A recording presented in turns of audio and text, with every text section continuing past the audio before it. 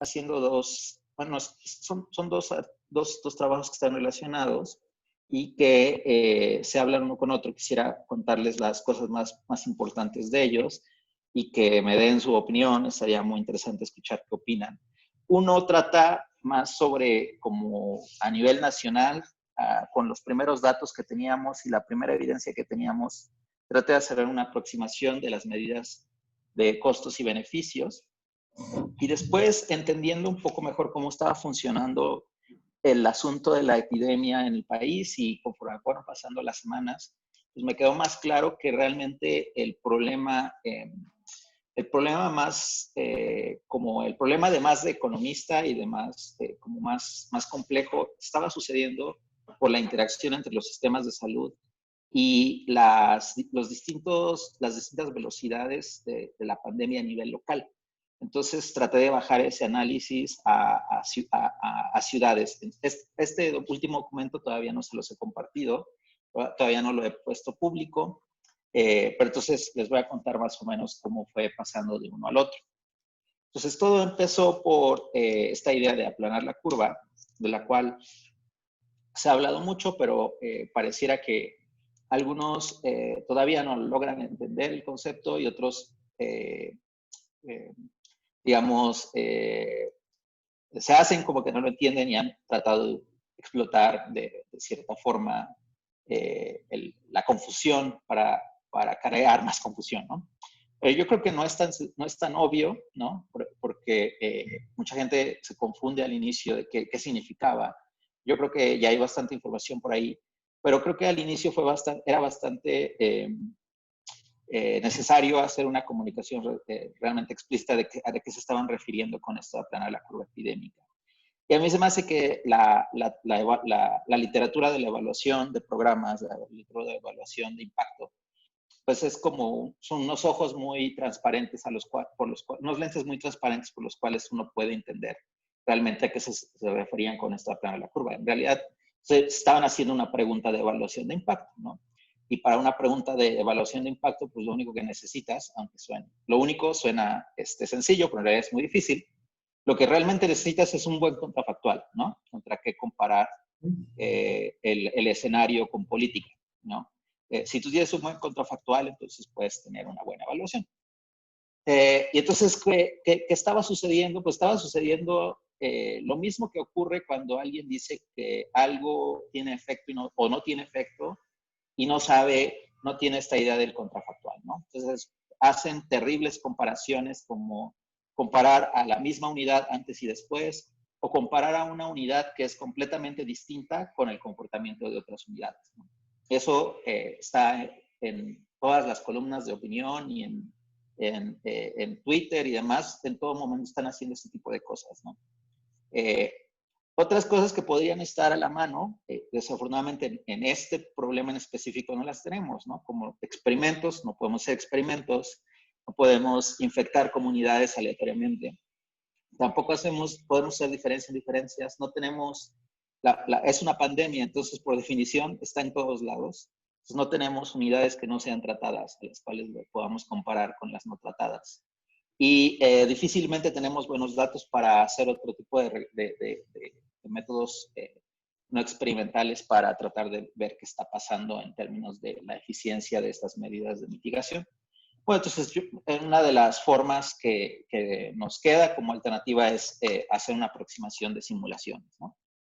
Esto es más o menos el espíritu de lo que la gente cuando explica a qué se refiere con el aplanado de la curva, bueno, tiene esta expectativa de tener un fenómeno muy bonito como el que está en el lado izquierdo.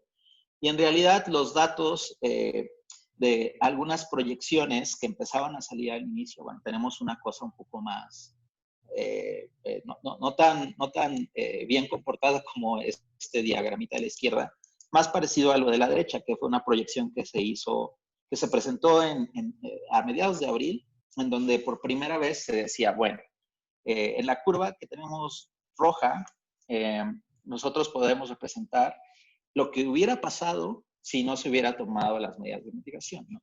Entonces, la idea era, bueno, podemos ver que esa es una curva de casos diarios, en donde en el pico de la epidemia hubiera habido 30,000 casos diarios, ¿no?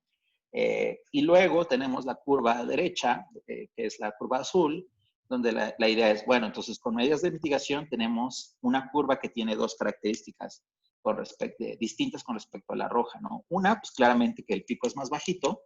En esta curva implicaba alrededor de 5,000 casos como por el 20 de abril. Y la otra característica es que es notoriamente más ancha, ¿no? Y entonces la idea es que tienes menos casos probablemente dispersos por más tiempo.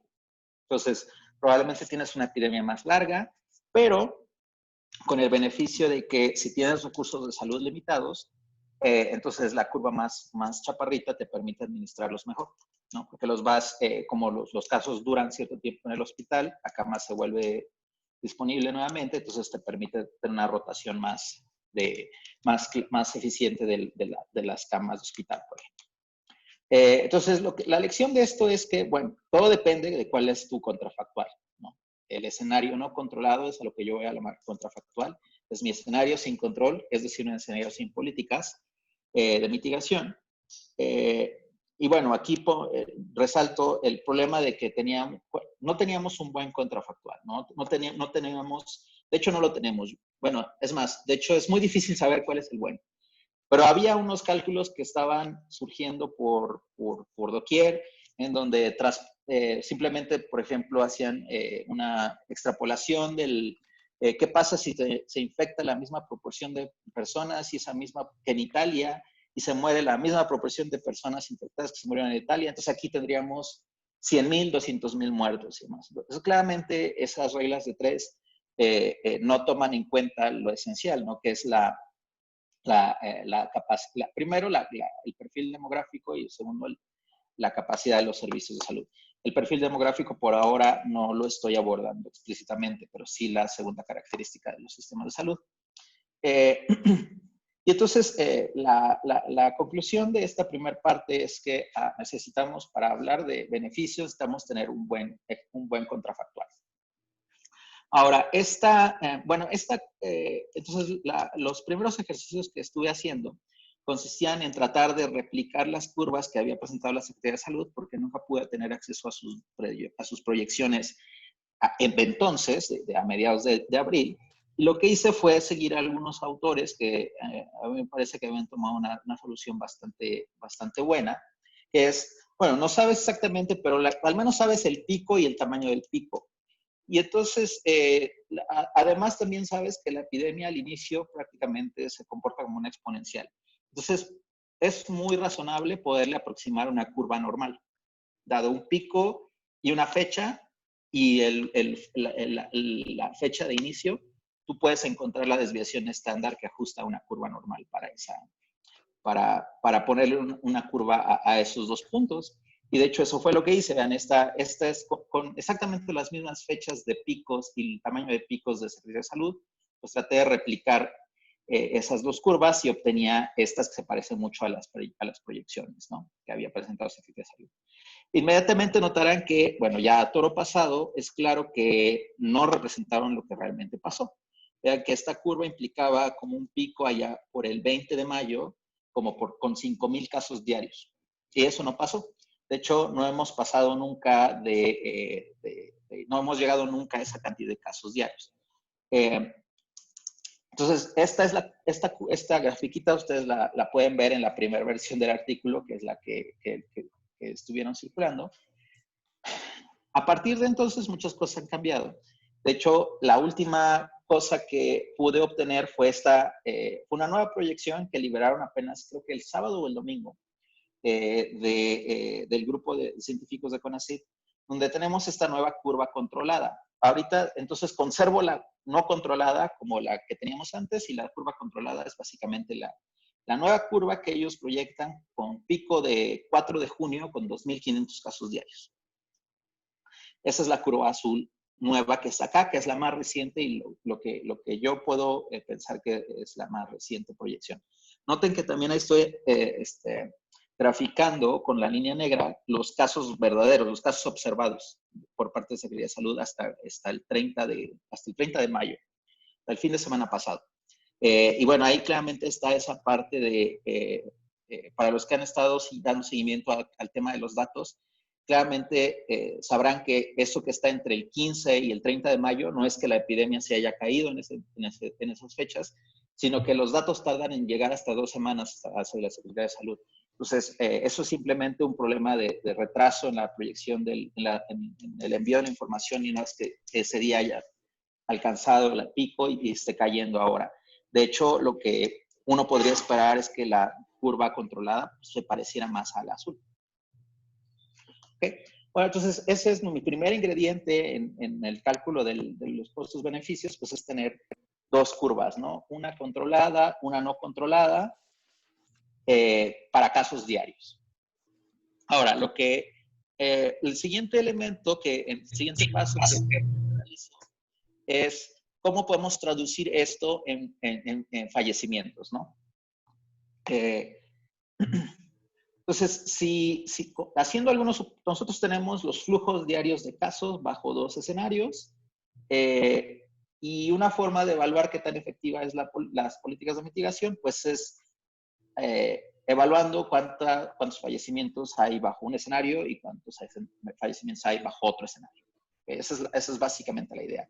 ¿Cómo derivamos el número de fallecimientos bajo uno y el otro escenario? Es haciendo una serie a partir de una serie de parámetros que se están actualizando continuamente de la literatura reciente de COVID.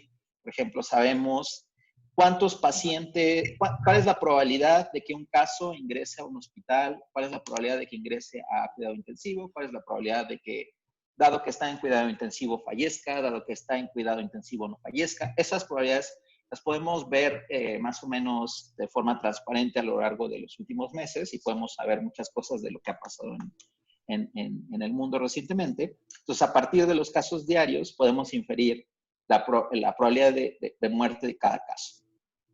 Y bueno, en resumen, eso es lo que hago con esta nueva proyección.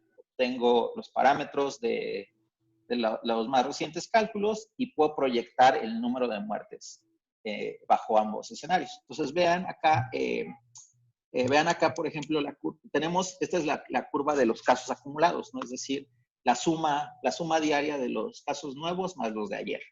Entonces, vean que esta es claramente, bueno, tenemos un eje logarítmico para que sean comparables las escalas, pero vean claramente cómo bajo una curva no controlada, esa es la intuición de nuevo del aplanado, ¿no?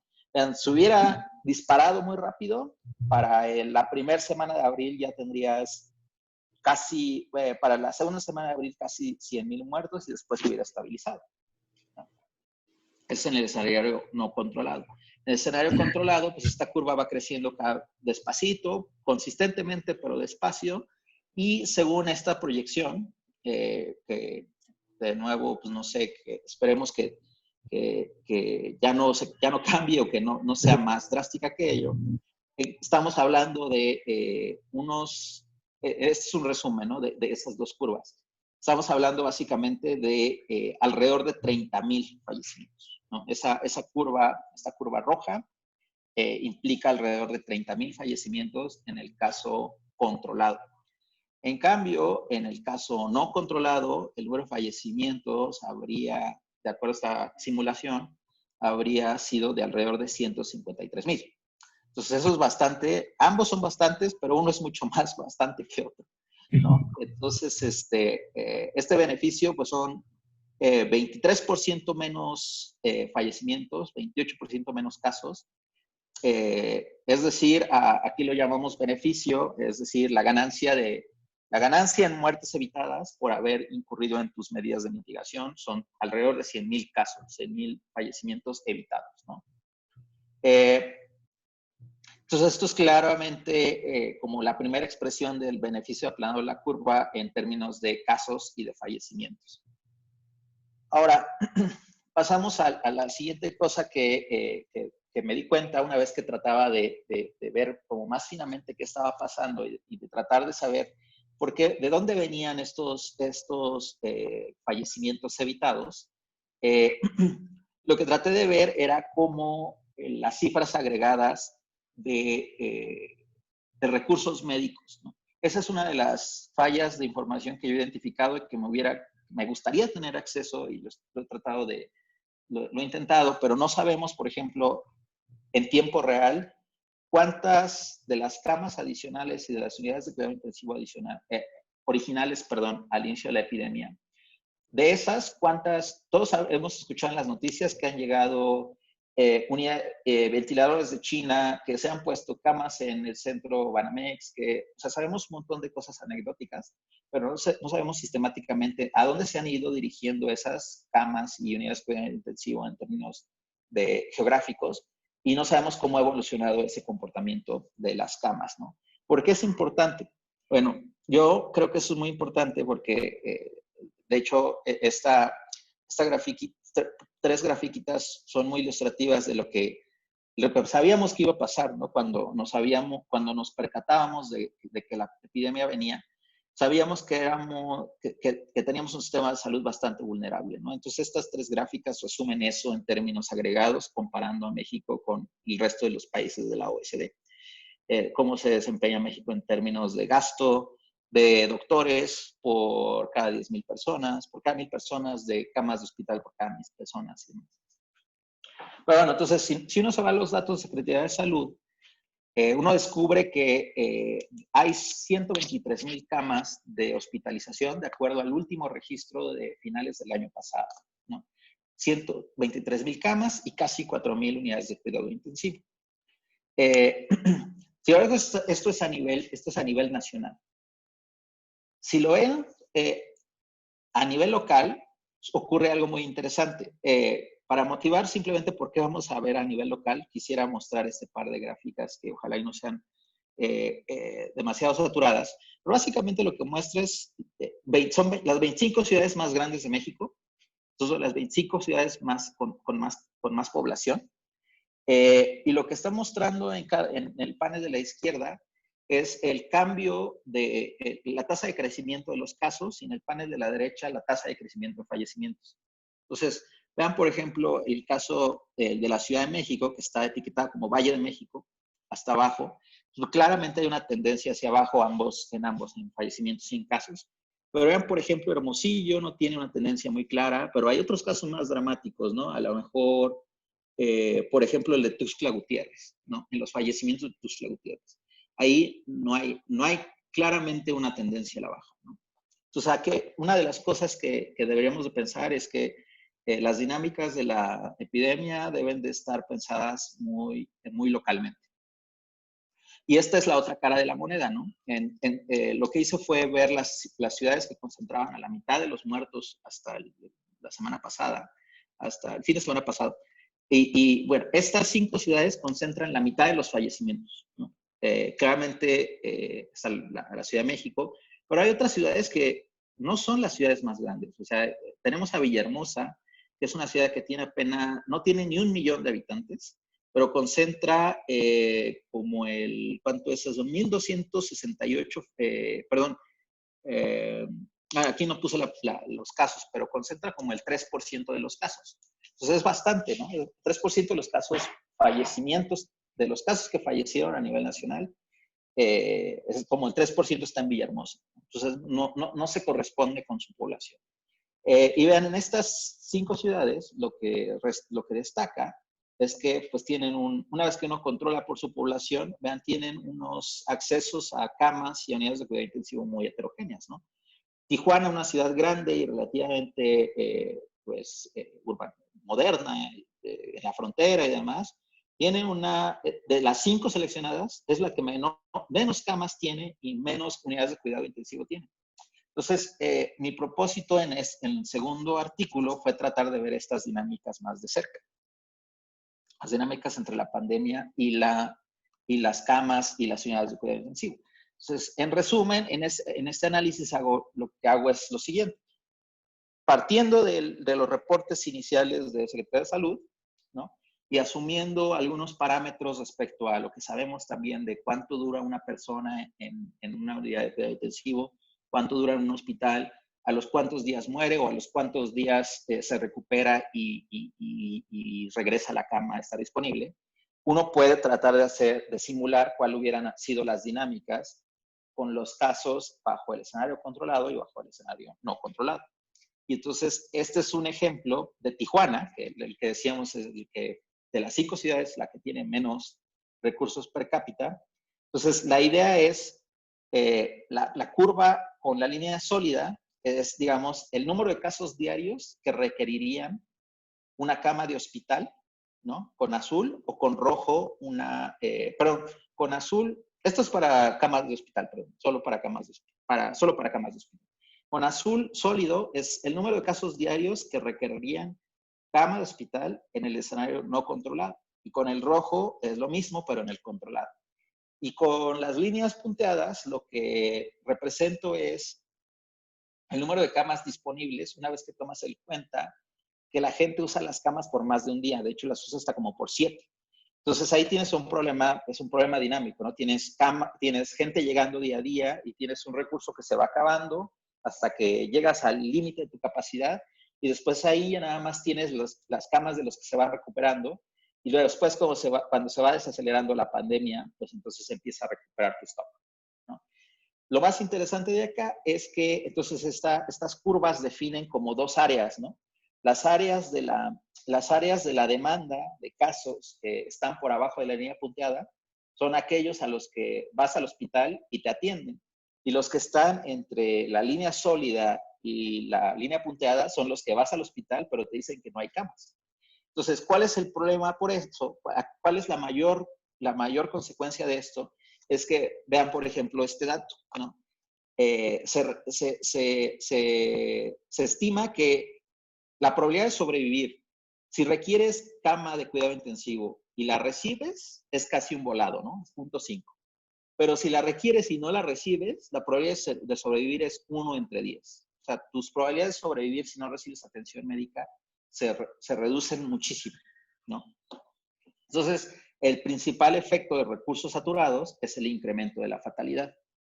Usando esos tipos de diagramas, para las 5 ciudades, calculo las áreas entre la demanda y la oferta, entre el exceso de demanda y la oferta, y me doy con eso puedo calcular, primero, primero puedo observar, puedo tener una medida de la saturación del sistema de salud, por ejemplo, en días, ¿no? Entonces, la columna que dice Overflow Days, tomemos, por ejemplo, Tijuana, ¿no? Tijuana Overflow Days, lo que quiere decir es que en el escenario no controlado, o sea, la U, el sistema de salud hubiera estado saturado por 42 días. En cambio, con el escenario controlado, solo estuvo saturado por alrededor de 21. Digo, solo es mucho, pero es la mitad, ¿no? En el caso de Puebla es interesante porque en la simulación no controlada hay 41 días de exceso de demanda y en el escenario no controlado no hay ninguno.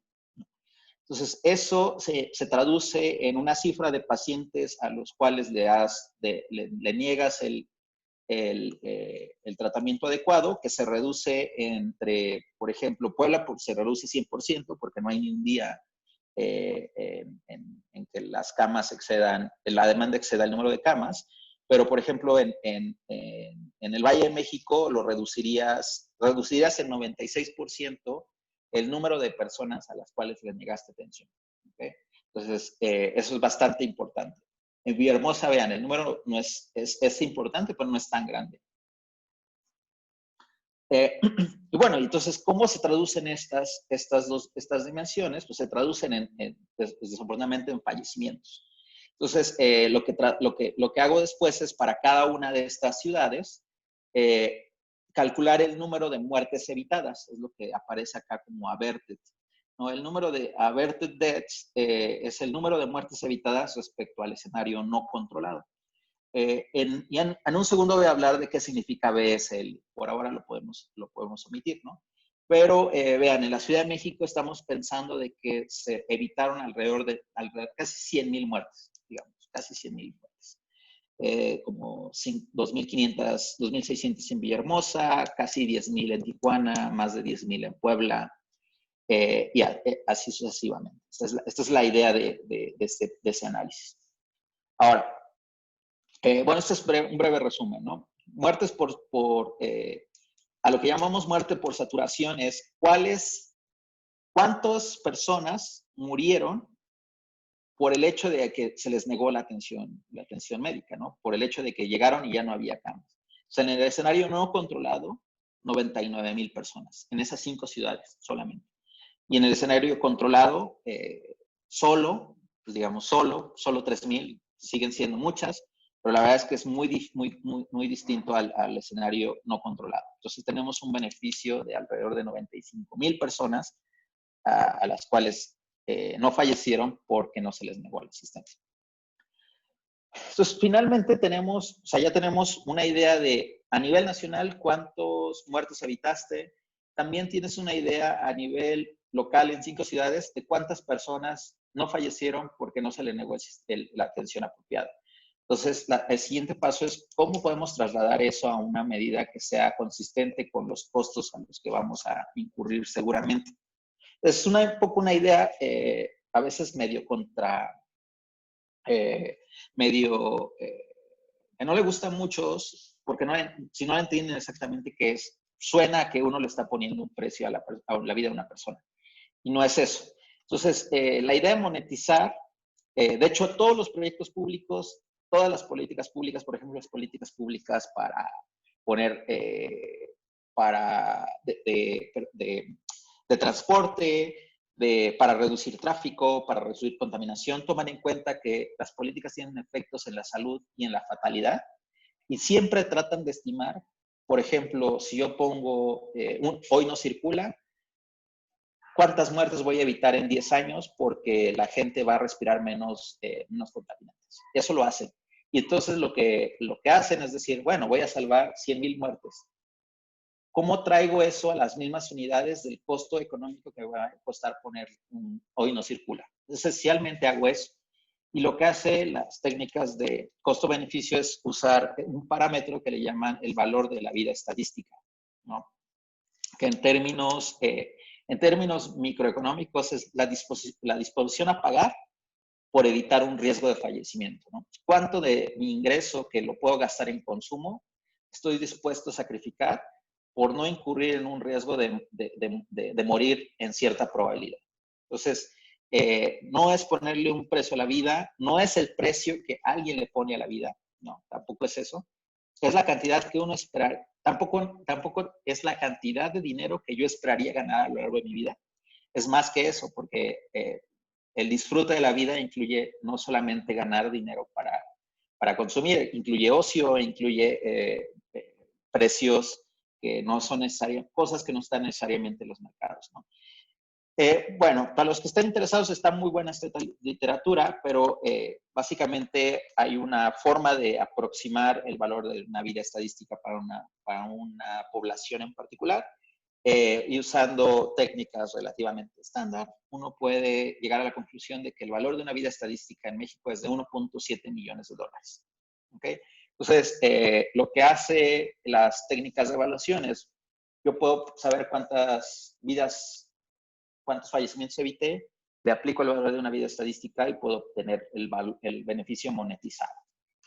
Entonces, eso es lo que hago en la última parte de ambos trabajos. Trato de llegar a una idea como estas, ¿no? Si yo tengo 100,000 muertes evitadas y 95,000 fallecimientos por saturación que no ocurrieron, yo puedo usar mi valor de vida estadístico y obtener un beneficio de 333 billones de dólares. Billones de dólares. ¿Ok? Ahora, ¿contra qué lo comparamos, no? Eso es lo que, en términos monetarios, lo que evitamos con las políticas de mitigación. ¿Contra qué lo comparamos? Bueno, una de las formas más obvias es, todos hemos escuchado ya que hay pronósticos terriblemente poco halagadores de lo que puede suceder con la economía mexicana en el corto y en mediano plazo, ¿no? Y entonces ha surgido, ¿no? Y bueno, también en el mundo, ¿no? Ha surgido todas estas proyecciones que han dado lugar a cosas medio poco ridiculizables como la que está en el lado izquierdo, pero en realidad es chistosa, pero en realidad así es la incertidumbre. Es que no sabemos cómo va a ser la recuperación. Entonces aquí está el abecedario de la recuperación, que puede ser que la recuperación sea una forma de V, de forma de U, de forma de Nike, de forma de Z, que tengamos otra caída y que se parezca una W, que nunca nos recuperemos y que parezca una L. ¿Y cuál de estos es el mejor o el que se esperaría que sucediera? Pues la verdad es que no sabemos. No. Uno de los grandes problemas con el que estamos lidiando es que tenemos una gran incertidumbre de lo que nos espera en el corto y mediano plazo. Entonces, la verdad, es muy aventurado decir cuál va a ser la trayectoria. Esta gráfica yo la construí con los últimos datos de las proyecciones que hace el Banco de México. Lo hizo hasta donde está la línea punteada, que es el último trimestre del 2021. Entonces, hasta ahí es lo que proyecta Banco de México. Vean, o sea, las trayectorias son completamente disímiles, por ejemplo, entre la U, que es la verde, y la roja, que sería, perdón, o la verde más claro, que sería como la forma de Nike. O sea, son trayectorias muy, muy distintas, ¿no? Entonces, lo que yo hice con estas proyecciones del Banco de México, yo tomé la B, que es la proyección que está aquí como con el color de la línea de Metro Universidad, esa como cafecito, no sé qué sea. Esa es la proyección del Banco de México de forma B, que implica una recuperación, una caída y una recuperación muy rápida. Tomé esa y asumí que en el escenario no controlado hubiera pasado la mitad de la caída, ¿no? Que es la línea roja, ¿no? Es el no controlado. Eso es lo que hubiera pasado si no hubiéramos tomado medidas de mitigación. Entonces, la idea es que la caída no hubiera sido tan drástica como fue actualmente, hubiera habido muchos fallecimientos a corto plazo, la industria se hubiera parado unas 2 semanas, pero todo hubiera tratado de reiniciar muy pronto y entonces la recuperación hubiera sido muy rápida, ¿no? A costa de 150,000 muertos que habíamos dicho antes, ¿no? Entonces, no hicimos eso, tomamos mitigación, esperamos alrededor de 30,000 fallecimientos, pero con esos costos económicos. Entonces, la idea es hacer una evaluación de costo-beneficio, ¿no? Tenemos beneficio dado por el valor de la vida estadística de los fallecimientos. El costo dado por el valor. Entonces, vean que acá podemos pues, integrar esa curva y la descontamos, el área entre, perdón, cosa importante, ¿contra qué comparamos los escenarios de recuperación? Los podemos comparar contra la azul, la línea azul de hasta arriba, era la proyección central que tenía el Banco de México antes de la crisis, ¿no? O sea, esperaba que íbamos a crecer poquito, pero al menos íbamos a crecer 1.5, 2, ¿no? En el año. Y que después íbamos quizás a subirnos a la trayectoria de 2%. Pero pues eso ya parece que está muy lejano. Pero lo que sí podemos comparar es el área entre la curva azul, que es la proyección del Banco Central antes de la pandemia, y la curva no controlada o las otras curvas controladas. Entonces, eso es lo que hacemos. Como vuelvo a resaltar, no hay certidumbre de cuál es la curva controlada, entonces vamos a ver cuál es el comportamiento de los costos bajo los 3 escenarios. Entonces, la columna sin control, bueno, de acuerdo a las proyecciones, el PIB perdido serían como 1.550 billones de dólares, ¿no? Solo para que tengan una referencia, en el 2019 el PIB de México fue 2.600 billones de dólares, ¿no? Eso es el PIB perdido a valor presente de 30 años. O sea, está evaluado a 30 años. ¿Okay? Entonces, en esos 30 años, valor presente, la distancia que hay entre el pronóstico de Banco de México Central antes de la crisis y lo que hubiera pasado sin control, sin mitigación, son 1.500 billones de dólares. Ahora, con mitigación, recuperación B, el PIB perdido hubiera sido mayor, ¿no? 1.900 billones de dólares, pero ahí hubiéramos tenido, entonces, si hacemos la diferencia entre 1.500 y 1.900 billones, pues tenemos 420 billones, que es nuestro costo del control. Es decir, la diferencia entre el costo sin mitigación y el costo con mitigación y recuperación B, 420 millones de dólares. Si a eso le restamos los 333 billones de dólares en términos de vida estadística, obtenemos un costo neto del control, es decir, el control es más caro que los beneficios por 87 billones de dólares. Y ese mismo ejercicio lo podemos hacer para una recuperación con U profunda, es decir, un caos, ¿no? Esto es dramático, 13,000 billones de dólares, es muchísimo, es un costo gigantesco. Es 4 veces la economía del 2019. Ese es un escenario digamos, sería el de la línea verde, ¿no? El de la línea verde de hasta abajo. Ahora, con una recuperación B profunda, la recuperación B profunda, en este caso es esta, como azulita. De todas formas, las pérdidas son bastante grandes, ¿no? Con un costo neto de 4,000 millones de dólares. O sea, casi el doble de la economía de 2019. Bueno, entonces ese es el tipo de ejercicio que estoy tratando de hacer. Claramente hay un montón de pasos en donde tenemos mucha incertidumbre, ¿no? Si hasta ahora están conmigo y me compran un poco la historia, hay varios pasos en los que yo quisiera todavía profundizar mucho. Quizás hacer un análisis más completo de ciudades. La verdad es que entre más pequeñas sean las ciudades es más difícil confiar en los datos sobre la disponibilidad de camas y demás, pero creo que es necesario hacer esos ejercicios a ese nivel, a nivel local. Lo traté de hacer a nivel más agregado y realmente no tiene mucho sentido, ¿no? Porque a nivel agregado pensaría uno que si hiciéramos el ejercicio que hice de Tijuana, con las camas que hoy nos dicen que hay 11,000 camas. No habría ni un hospital saturado. Y ya lo traté de hacer y eso es lo que encuentro, ¿no? Con el tamaño de la pandemia de hoy y con las 11,000 camas que hay, no debería haber ni un hospital saturado. Entonces, a veces la historia no choca, lo que uno va encontrando no encaja con la realidad. Yo no creo que ni que los datos, más bien ni que nos estén mintiendo, estoy tratando de descartar eso, y yo lo atribuyo sobre todo a que hay un problema claro de asignación, ¿no? No sabemos bien exactamente cómo están asignadas las camas a nivel local. Digamos, Tuxtla Gutiérrez, hay una fatalidad que está creciendo, ¿no? Cuando en la mayoría de las ciudades la fatalidad está decayendo. En fin, bueno, creo que estas son algunas cosas que ya mencioné en esta parte como de reflexión, casi conclusión. Tal vez valdría la pena hacer una última mención sobre la última fila, ¿no? Costo de control. En una evaluación de proyecto simple, ¿no? De si uno evalúa invertir o no invertir, o mejor poner tu dinero en el banco. Si el costo es negativo, pues decides ponerlo en el banco, ¿no?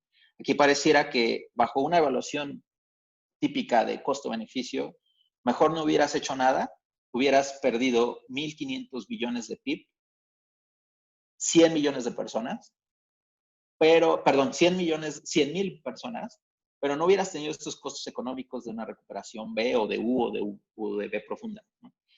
Sin embargo, eso no sucedió así. De hecho, lo que observamos es que los gobiernos revelaron sus preferencias por las políticas, ¿no? Y en el caso de México hubo una política de mitigación que va a costar, de acuerdo a cuál sea el escenario controlado que al final ocurra como recuperación, ¿no? Si todo fuera una V, solo costaría 87 billones. Si fuera una B profunda, serían 4,000 billones. No sabemos qué va a ser. Pero sí, lo que sí sabemos es que esto abona un poco a la discusión de que entre menos profunda sea la caída, es menos costoso el control, ¿no? Entonces, es decir, si el PIB perdido de la primera fila no es tan grande, ¿no? Entonces, los beneficios en términos de valor de vida estadística no son tan pequeños en comparación con ese PIB perdido. Pues eso abona un poco también a la discusión de que si dejas que la economía caiga 8% en el primer año de post-crisis, es muy probable que tu recuperación sea muy lenta, ¿no? Y que entonces los costos, esos costos de valor presente, los costos a lo largo de 5 o 6 años, sean mucho más grandes de los beneficios en términos de vidas evitadas, ¿no? Y bueno, entonces, ya para acabar, nomás quiero hacer esta última reflexión, que es, pues yo creo que sí, los economistas tenemos un rol en analizar y en tratar de contribuir a lo que está pasando, pero en muchos casos lo hemos hecho bastante mal, ¿no?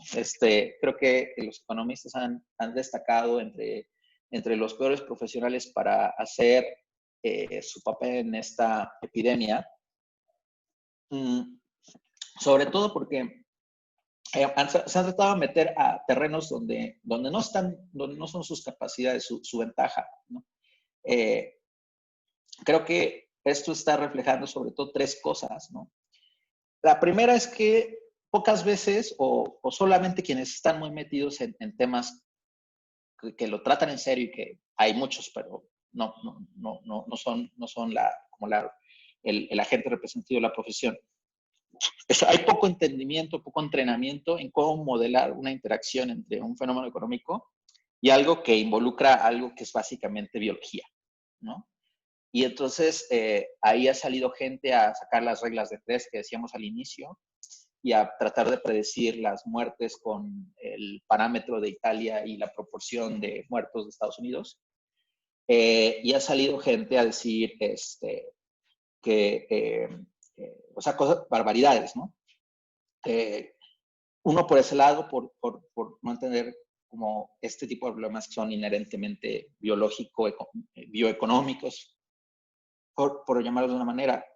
Y la otra es, yo creo que lo que ha sucedido también es, está demostrando como en tiempo real algunos problemas muy básicos como, por ejemplo, no saber el alcance de la econometría, ¿no? Para hacer proyecciones, o el mal entendimiento del poder que tienen los modelos, ¿no?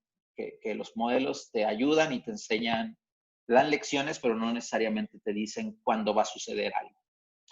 Y bueno, creo que hemos sido bastante malos interpretando, haciendo pronósticos, pero sobre todo interpretando, ¿no? El hecho de que los modelos epidémicos pues, no son perfectos, que cambian, que se actualizan, que cosas que sabemos que suceden, por ejemplo, en la política monetaria, que las expectativas, que los anuncios de política modifican expectativas, aquí se está manifestando de forma muy rápida, ¿no? Casi en tiempo real, ¿no? Entonces yo creo que finalmente que nuestra contribución pues debería estar más enfocada en pensar dónde somos más útiles y contribuir en las partes que sabemos hacer y ser mejores interpretando las cosas de los fenómenos con las cosas que sí sabemos hacer bien. Bueno, breve conclusión en 4 líneas. Uno, cuando hablamos de aplanar la curva, solamente tiene sentido este término en un escenario contrafactual. Entonces, tenemos que jugar nuestro contrafactual y motivar nuestro contrafactual, solo en ese sentido solo en ese escenario tiene sentido hacer una afirmación de política. El escenario contrafactual es sumamente difícil de escoger también. No cualquier cosa puede ser contrafactual. En una situación con alta incertidumbre como la que vivimos, las proyecciones y los pronósticos pueden tener intervalos muy amplios, como lo acabamos de ver en términos de los beneficios y costos en términos del valor de la vida estadística y el PIB perdido. Pero lo que me parece que es claro es que casi bajo cualquier escenario la mitigación va a tener un costo económico sumamente alto y aquí sigue habiendo lugar para una discusión de qué hacer, uno, para tratar de que eso no sea tan profundo y dos, pues cómo hacer que la recuperación sea lo menos lenta posible y que pues, básicamente al final del día lo que estás haciendo es que valga la pena los costos sobre los que estás incurriendo en el día de hoy. Y bueno, con eso termino.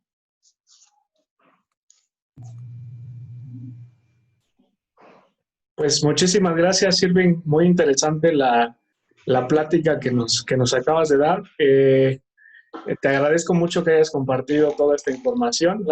Es un trabajo de muchos días, de muchas semanas, y lo has sintetizado para nosotros. La dinámica ahorita es ver si alguien del público, de los que nos están viendo, tiene alguna pregunta. Si no, Fernando y yo te vamos a hacer ahí un par de preguntas y algunos comentarios, ¿no? Ok. Fer, ¿no hay alguna pregunta? Pues sí, sí tengo algunas, pero primero pues me gustaría escuchar si hay alguien que tuviera alguna pregunta y otra vez, igual que Saúl, agradecerte esta exposición, que aunque se extendió un poquito, para mí estuvo maravilloso porque creo que era necesario y creo que hablo por los dos, tanto Saúl como por mí, que suscribimos totalmente tus conclusiones respecto a la labor del economista, que estamos de acuerdo en que no somos todólogos, que debemos de concentrarnos en lo que podemos hacer y precisamente el esfuerzo del que te había platicado Irving que estamos haciendo Saúl y yo para difundir lo que hacemos, pero de manera específica, ¿no? A veces solemos los economistas, y yo sí incluyo aquí, me incluyo ahí, solemos los economistas, el gremio solemos hablar de cualquier tema y a veces trabajo decir, no sé, a veces nos preguntan Exacto. y parece que nos cuesta mucho trabajo decir, oye, pues no sé. La verdad es que, pues muchas gracias, la verdad, muy buen trabajo y pues no sé si Saúl está de acuerdo, podemos ver si alguien tiene alguna pregunta, si nos vamos directo nosotros. Quizá en lo que van pensando alguna pregunta, me gusta mucho la idea que, como lo dice Luis, presentas escenarios con incertidumbre, ¿no? Es algo con lo que lidiamos los economistas todo el tiempo. Y como ahorita están algunos de los alumnos de economía, de ahí de la Facultad de Economía, me agrada mucho que hayas presentado estas ideas, ¿no? Que siempre les comento que hay que tener en cuenta que no hay certezas, sino tenemos que estar preparados para diversos escenarios. Ya sobre algunas cosas más particulares, creo que no tenemos, bueno, no sé, a lo mejor Fer tiene algo en que contribuir, pero sobre el crear un contrafactual para esta situación es complicado. Entonces, durante toda la charla estuve tratando de pensar en cómo poder contribuir a decirte a lo mejor alguna cuestión, pero lo que has hecho creo que es lo que se tiene a la mano, has hecho lo mejor posible con lo que se tiene a la mano, ¿no? La información no fluye tan fácil, entonces creo que ahí no tendría mucho que decir. Me parece muy bien. La parte de las cuestiones a nivel ciudad, eso no lo teníamos en mente, ¿no? Solamente habíamos visto tu artículo sobre el borrador sobre la cuestión a nivel más agregada. Quisiera un poco que nos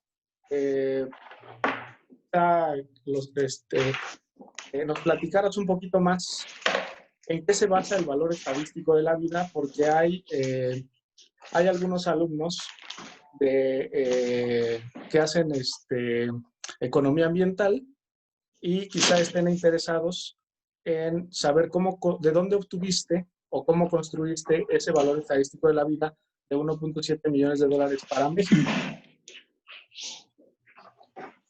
Claro, ¿quieren que les conteste por dónde están estas preguntas?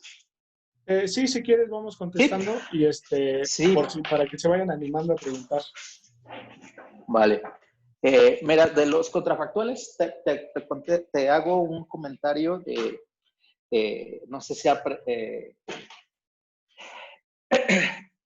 era pregunta pero sí quisiera comentarlo. Sabes que pasé días tratando de entender cómo interpretar el contrafactual y encontrar uno. Porque sobre todo lo que quería hacer, más bien lo que no quería hacer, era hacerlo yo. O sea, de nuevo, como tratando de darle a este tema de que no es que no nos metamos a hacer cosas y que investiguemos y que tratemos de hacer cosas nuevas. Pero la verdad es que hay gente que entrena para esto durante décadas, ¿no? Para modelar epidemias, para predecir el efecto de contagios.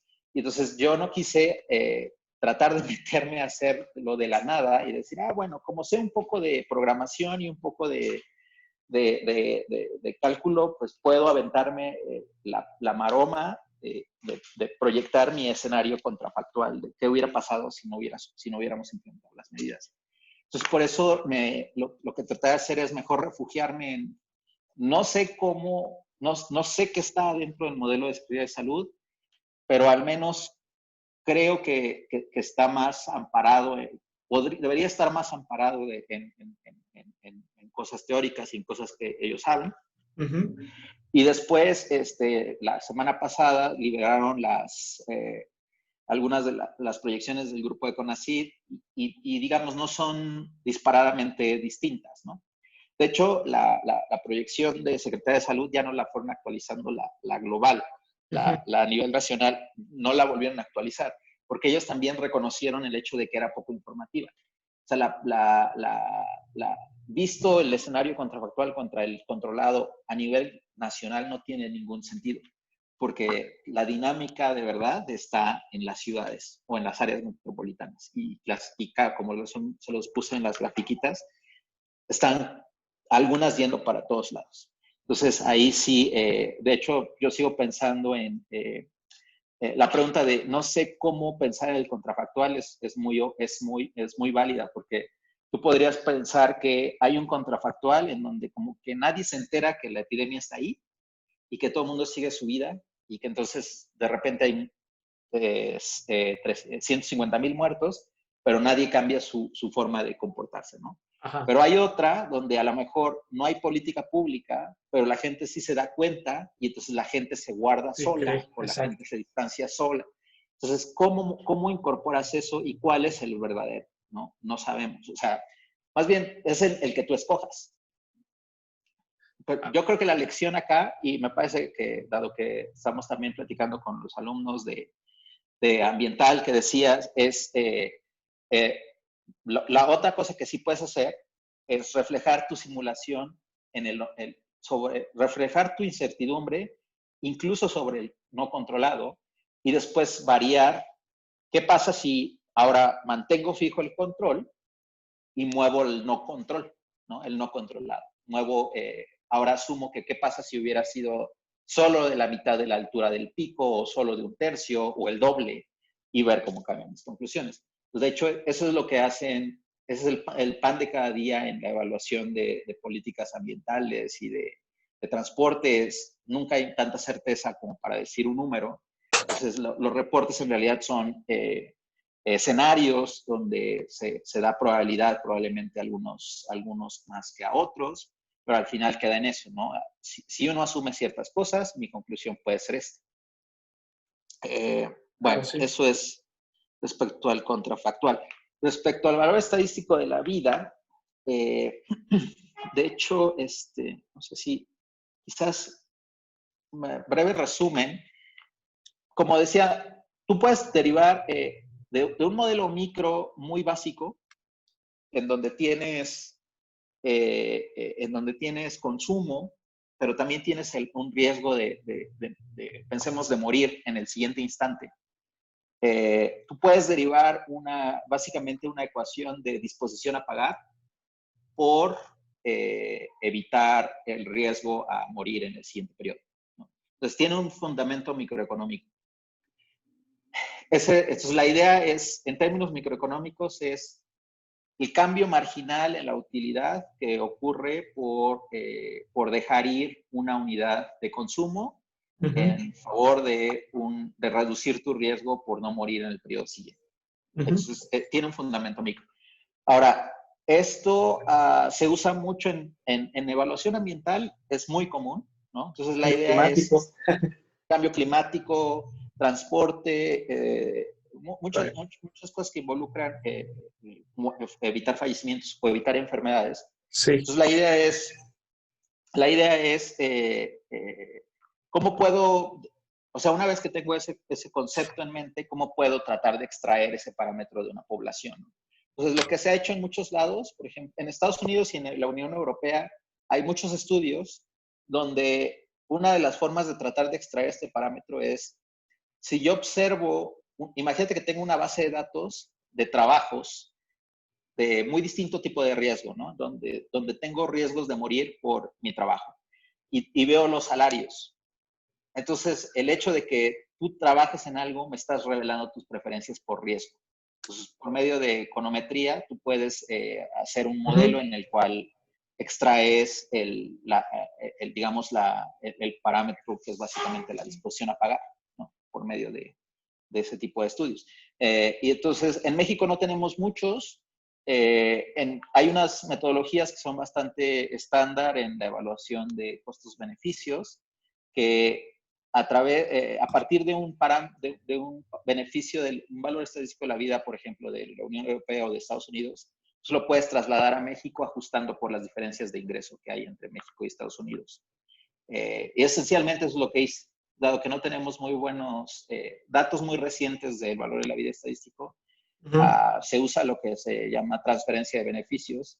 Entonces, yo de hecho lo que hice fue tomar $5 millones de la Unión Europea y hay unas fórmulas de costo-beneficio, cómo ajustar el valor de la vida estadística, tomando en cuenta que el ingreso en México es menor que el ingreso promedio de la OCDE.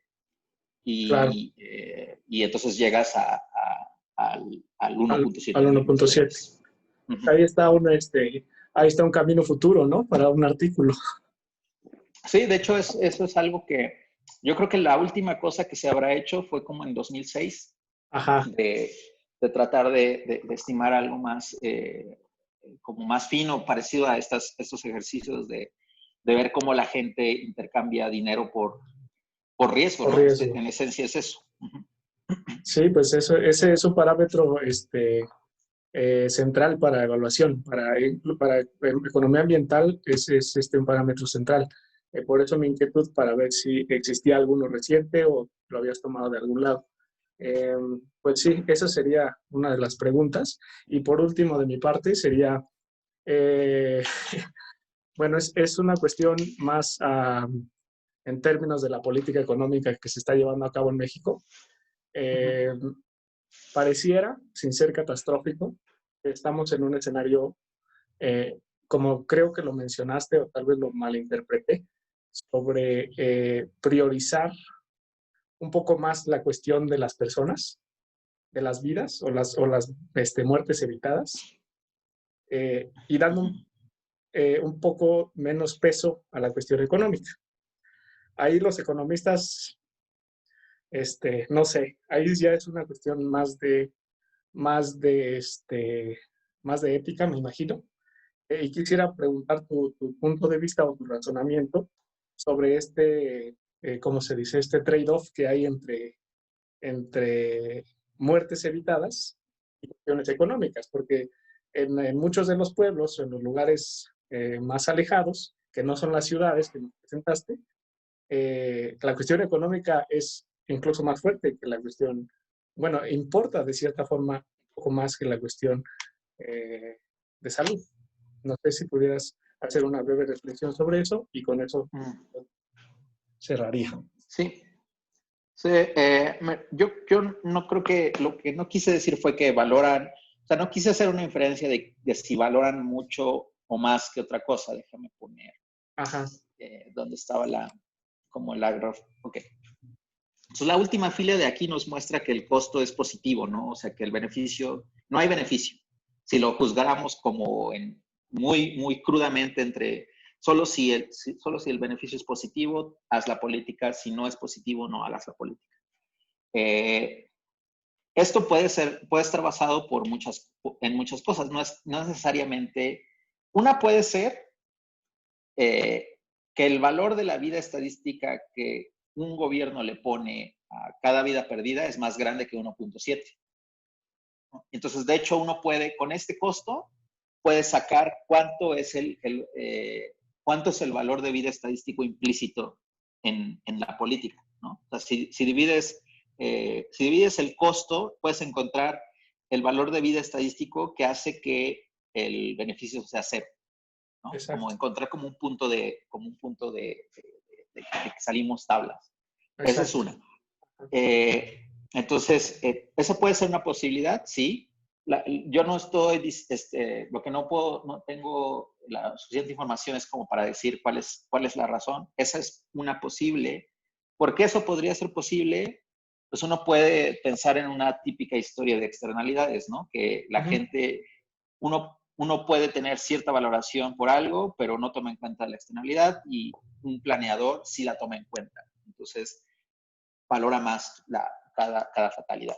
Ahora, otra es lo que mencionaba, tal vez no lo hice, no hice suficiente énfasis, es que pues hay un costo por ejemplo, hay un beneficio político, ¿no? O sea, es políticamente rentable hacer la política de salvar vidas. Y entonces uno podría también monetizar eso, ¿no? O sea, hay un beneficio en evitar disturbios sociales, en evitar que esto se vuelva un caos incontrolable, ¿no? Entonces, eso tiene un costo en términos de rentabilidad política y demás. Entonces, aun cuando el beneficio económico sea negativo, vale la pena tomar hacer la política, ¿no? Eso podría ser es una explicación. Esto la verdad también me ha... este tipo de estudios hubo un autor que lo hizo en Estados Unidos con unos datos relativamente tempranos, o sea, lo hicieron muy pronto, como en marzo. Y entonces ellos parten de un contrafactual increíblemente catastrófico, como de 1 millón de muertes, ¿no? Entonces, cuando tú a 1 millón de muertes se va le hasta arriba. Exacto, le quitas 300,000 muertes, te quedan 700,000 muertes, y entonces en Estados Unidos el valor de vida estadístico es como $10 millones, Ajá. 10 millones por 700,000 personas. 700,000, ajá. El beneficio es, el resultado es positivo, pero entonces ahí todo entra de nuevo, cuál es tu contrafactual. Exactamente. Entonces, a mí me parecía que, o sea, a mí se me hizo sorprendente que a ellos les hubiera dado positivo que la política hubiera sido positiva, porque el tamaño de la economía de Estados Unidos parada, con unas caídas de 3%, eso es increíblemente grande, ¿no? Es muy grande. Entonces, aún con esas pérdidas, estos autores calculan que el beneficio es positivo. En nuestro caso, pues recuerden que estamos comparando una curva que a lo mucho, en el peor de los casos, no controlada, tiene 30,000 casos diarios en el pico, ¿no? Entonces, las magnitudes son bien grandes, pero una vez que hacemos como en términos relativos, pues encontramos que sí, 30,000 casos diarios, 150,000 muertes, es un número gigantesco de personas muertas.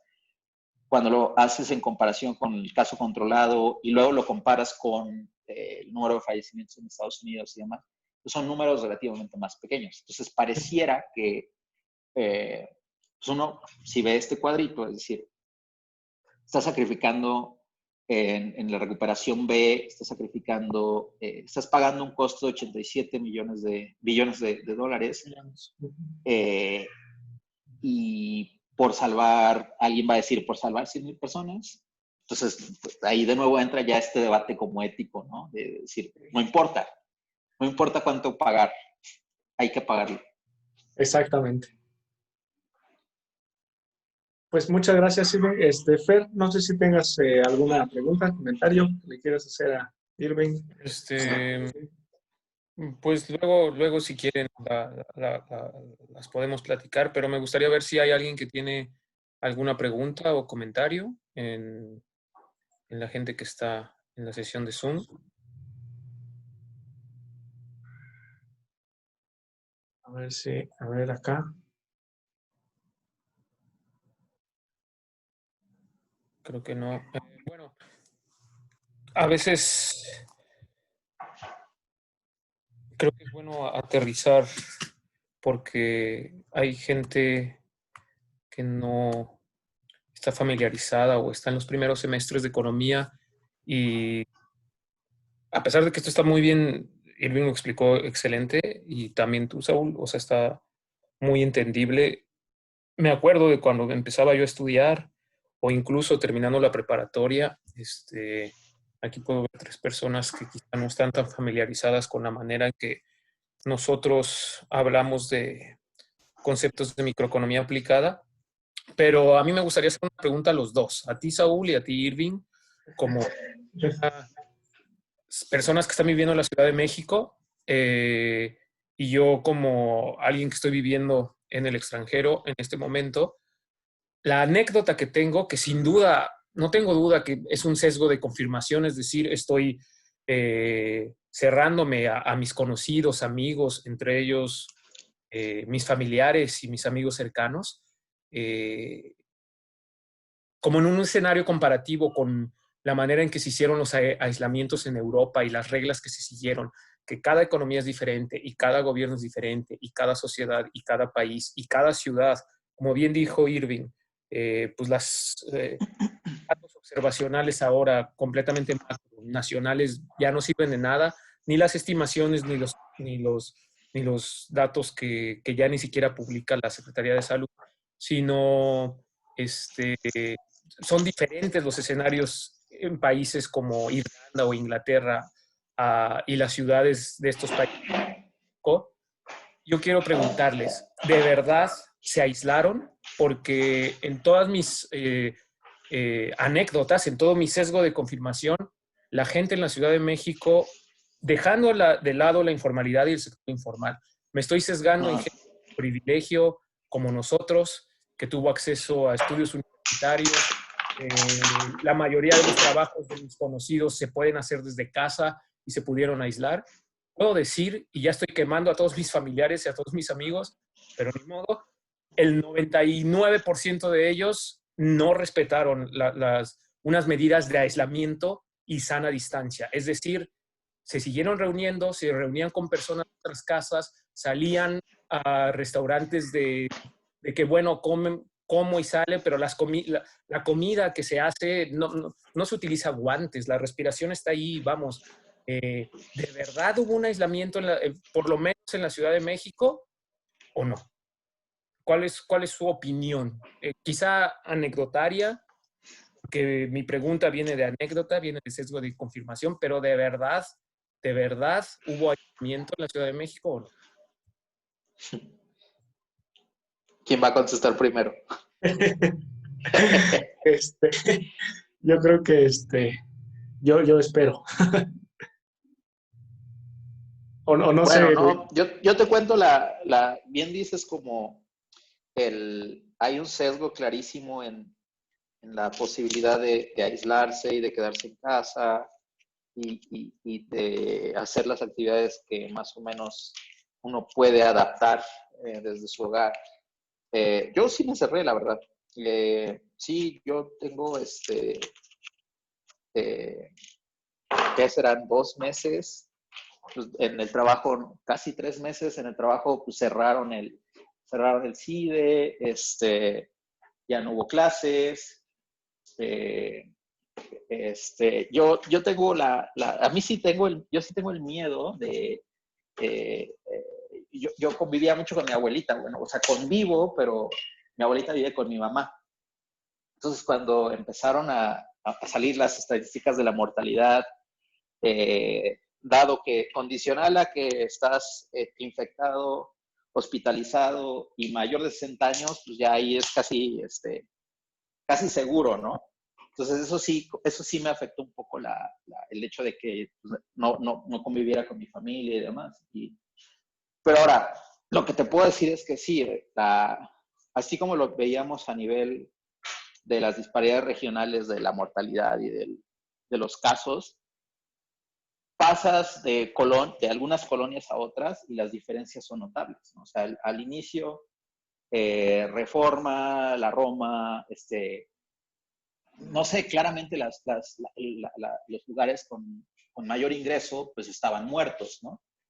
Y uno escuchaba anécdotas o sabías claramente, ibas a otros lugares que son consideradas con menor ingreso y demás, y las diferencias son notables, ¿no? La gente no puede darse el lujo. Y eso a mí me parece que es algo que no te cae el 20 necesariamente al inicio y que a muchos no les acabó por caer, ¿no? Que era inevitable que hubiera unas disparidades como muy injustas, ¿no? Y que al final, pues toda la presión por levantar un poco las medidas de mitigación y demás, pues están sobre todo motivadas por ese hecho, ¿no? El mismo hecho de, hay un debate bastante interesante, hubo bastantes debates, ¿no? Y a mí se me hace que uno de los más interesantes es el de las muestras, de las pruebas, perdón, porque o sea, lo que yo me he puesto a pensar es, imagínate que mañana caen 123 millones de pruebas del cielo y que cada uno puede conocer su estatus, ¿no? ¿Cambiaría algo del comportamiento de las personas? ¿O de qué fracción de las personas cambiaría el comportamiento? Entonces, es muy probable que eso no sirva de nada en un contexto donde tienes un mercado de trabajo sin protección y una sociedad en la que un gran porcentaje tiene que salir a trabajar al día a día para comer. Entonces, ese debate se va a hacer bastante tonto, ¿no? Aun cuando mañana todos supiéramos si estamos infectados o no, la gente tendría que salir a trabajar y lo seguiría haciendo, ¿no? Bueno, pues esa es mi parte, mi opinión personal. Sí, pues para la Ciudad de México sí hay, bueno, a lo mejor eh, como estás acostumbrado al movimiento que hay y de repente sucede esto, te diría que sí hubo una disminución considerable, ¿no? Yo creo que sí los datos que presentan son igual como mencionó Irving en algún momento. Descarto también que sean invenciones y sí se nota en la Ciudad de México. Aquí es un poco más fácil. Tengo el contexto yo soy de Hidalgo, entonces pues no es un pueblo muy pequeño, pero sí no es una gran ciudad. Las dinámicas son diferentes, como pasa en todo el país, entonces en estos lugares más pequeños es más difícil salir que estando en la Ciudad de México. Aquí en la Ciudad de México estoy, por ejemplo, todo el día, puedo estar enfrente de una computadora trabajando, no hay necesidad de que esté en otro lugar más que para dar clases, pero ahora ya estamos con esta modalidad en línea. Sin embargo, creo que en las zonas con menos ingresos es mucho más difícil hacerlo, ¿no? No podría compararse, creo, con ningún otro, no sé si con algún país de Europa, pero no podría hacer digamos, esa comparación. Yo, retomando un poco la pregunta que decías, yo me sorprendí en Hidalgo, a pesar de que fue de los estados que al final se estaba moviendo un poco más, me sorprendí de ver municipios pequeños prácticamente vacíos después de las 6 de la tarde, ¿no? Eso nunca lo había visto en mi vida. Entonces, yo creo que sí hay en la medida de lo posible, sí hay sí hay una reducción considerable de movilidad. Bueno, pues muchas gracias. Ya, en realidad mi pregunta era para ver si mis conocidos y mis eran unos clientes, y creo que sí. Entonces, pues muchas gracias. Pues creo que no hay preguntas, lo abrimos. Entonces, pues si les parece bien, lo podemos dejar aquí y otra vez agradecerte mucho, Irving. Ojalá, pues, ahora que tengas más datos y las más estimaciones y resultados, que como bien afirmaste tú, como Saúl afirmó la vez pasada, un resultado, una estimación, no quiere decir que eso es lo que vaya a pasar. O sea, con todo lo que construimos es solamente un resultado y eso hay que tenerlo siempre muy presente, sobre todo los economistas, porque sí, fallamos mucho cuando pronosticamos y yo me atrevo a decir que más allá de lo que no sabemos, incluso en lo que sabemos, fallamos mucho y por eso creo que es una de las razones que el presidente de México nos tira tanto al gremio de los economistas de que nos equivocamos y nos volvemos a equivocar. Pero bueno, la verdad es que le hemos echado ganas en eso y no hemos tenido, creo yo, la capacidad de explicar que un resultado, una estimación, no quiere decir que eso es lo que vaya a pasar. Entonces, pues te agradezco otra vez mucho, Irving, y ojalá pues ahora que haya más datos regionales y por ciudades, puedas volver a venir con nosotros para ver qué es lo que está pasando, porque pues eso es mucho más preciso y muy interesante. Creo que Octavio tiene una pregunta. Ay, pues no la veo. A ver. que alzó la mano, entonces supongo que es Ah, para ok. eso. Sí, le das el... Yo se lo tengo que dar. No, se me hace que soy yo. A ver, dejar de silenciar el audio. Listo. Está abierto, Octavio. Hola, ¿qué tal? Pues mira, felicitar el trabajo, está bastante interesante y me viene una pregunta. Bueno, son dos. La primera es un poco, estaría interesante ver la comparativa con el comunicado, la información que saca el secretario de Hacienda hace el 3 de junio respecto a los modelos de recuperación económica que le están tirando más a una V asimétrica, que es lo que más va a ocurrir para el caso de México. Y pues mi pregunta concreta es, a su perspectiva, para esta recuperación económica, el modelo o las políticas que está implementando el gobierno a nivel federal, porque otra cosa es hablar de los gobiernos a nivel local, ¿serán las óptimas? El tipo de investigación que ameritaría para hacer esas proyecciones, porque lo que se quiere pues es el crecimiento acelerado, ¿no? O sea, que haya un crecimiento rápido. Esa sería mi pregunta. Ok. Mira, qué bueno que teníamos la gráfica acá. Gracias por la pregunta.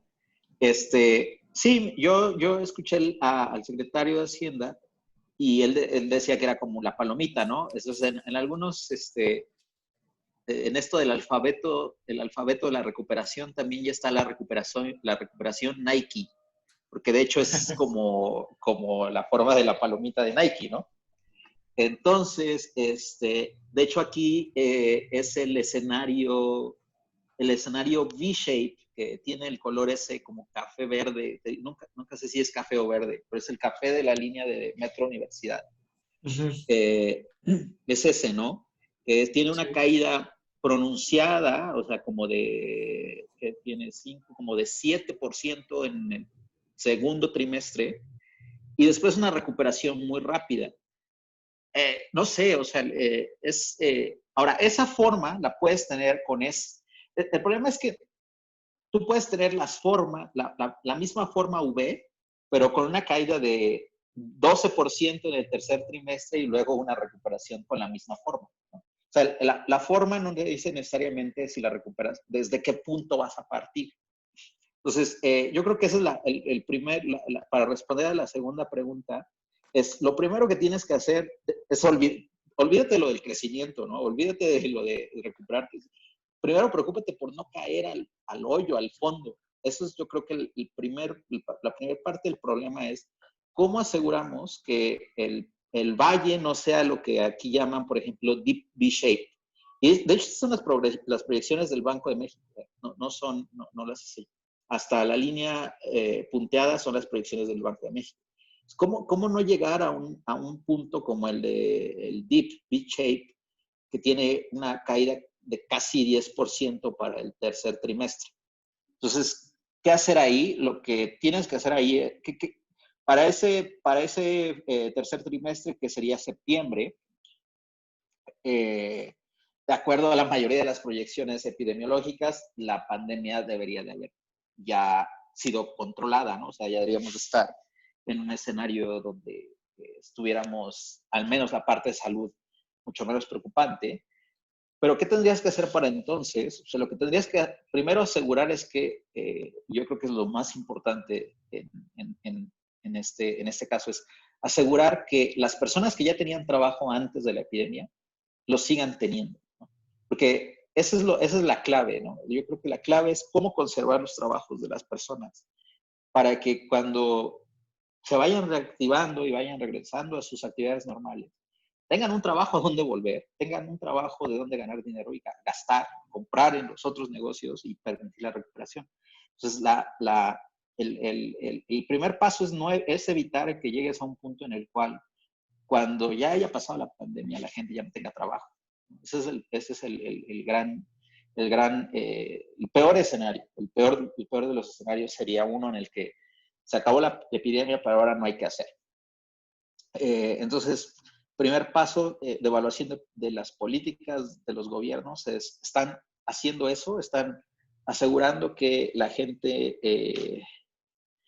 todos sabemos que van a tener un choque económico, todos lo estamos teniendo. No puede ser que la gente deje de trabajar una vez que ya pueda hacerlo, porque se quedó sin trabajo. Entonces yo creo que esa es la primera parte. Y una vez la parte de la recuperación, una vez que pasas el punto más bajo, pues ahí es donde uno puede darle distintas formas al Nike, y puede ser un Nike pero como muy bajo, o uno que de repente salte hasta la trayectoria original azul, lo cual es muy poco probable. Pero de ahí sí ya depende de otro tipo de cosas, ¿no? Otro tipo de políticas fiscales en las que sí ya se fomente, como tú decías, el crecimiento, donde asegures que haya demanda agregada, que haya suficiente actividad económica, que sectores clave regresen a producir a su potencial, ¿no? En México, ¿cuáles son esos sectores clave? La construcción, necesariamente, sectores clave como de la industria automotriz, en general de la manufactura, el turismo. Para México es bastante importante. El turismo va a estar bien difícil que pronto regrese a sus actividades normales, ¿no? O a sus niveles. O sea, va a sufrir muchísimo. Entonces, esa segunda pregunta es que no sabemos. Aún no se ve que por ahora sea el caso, que no todas las políticas están necesariamente encaminadas a reducir esa vulnerabilidad en términos de perder los empleos. Yo creo que se está haciendo un trabajo. Hay un sector de la población que está recibiendo transferencias que las necesitan, y me parece que está bien hecho, ¿no? Que son esas personas más pobres, que son las personas que tienen, por medio de microcréditos, están haciendo llegar recursos. Creo que eso es clave, eso me parece que está bien. Yo donde creo que sí queda un vacío es en, por ejemplo, la población urbana, que no necesariamente es formal, pero que tampoco es necesariamente pobre, pero que sí es muy vulnerable, ¿no? O sea, esa población a la que no la puedes catalogar como pobre y que probablemente por eso no reciba los programas federales, pero que tampoco es una persona con un hogar que puede dejar de trabajar una semana, ¿no? Creo que ese tipo esa tipología de hogar, que ha de ser bastante grande del país, dada la gran cantidad de informalidad y demás, ahí me parece que está el riesgo de tener choques que sean bastante duraderos, ¿no? Y a la medida en que no se ataque esa franja de la actividad económica, pues creo que podemos estar en riesgo de tener una recuperación más lenta de lo previsible. Ese sería mi comentario. Muchas gracias, Irving. Creo que es tiempo de cerrar. Quisiera agradecerte mucho otra vez por la excelente presentación que nos acabas de dar. Ojalá nos puedas compartir los documentos de trabajo que vayas preparando. Octavio dice gracias. Los documentos que vayas preparando, porque esto es algo muy dinámico y que se va a ir nutriendo tu base de datos casi día con día, ¿no? Y conforme se vaya corroborando esas V-shape o los escenarios que tienes para que tiene el Banco Central o que tiene Hacienda, se van a ir observando, ¿no? Sería interesante verlos. Pues muchísimas gracias, Irving. Esperemos, me dio mucho gusto saludarte y esperemos encontrarnos pronto. Así es, muchas gracias a ustedes por la invitación, de verdad fue un placer. Y también si por su lado, por supuesto, les comparto los documentos de trabajo. Por su lado, si se enteran de alguna buen escenario contrafactual no controlado, ahí me avisan. Ajá, que supongo que ese es lo donde más andas batallando, ¿no? Sí, tratando de encontrar cosas que tengan sentido, sí. Ajá. Pues algunas pruebas de robustez será, ¿no? Así es. Irle buscando. Si leo algo por ahí, te diré. Muy bien, muchas gracias. Muchísimas gracias. A ustedes, cuídense. Estén muy bien.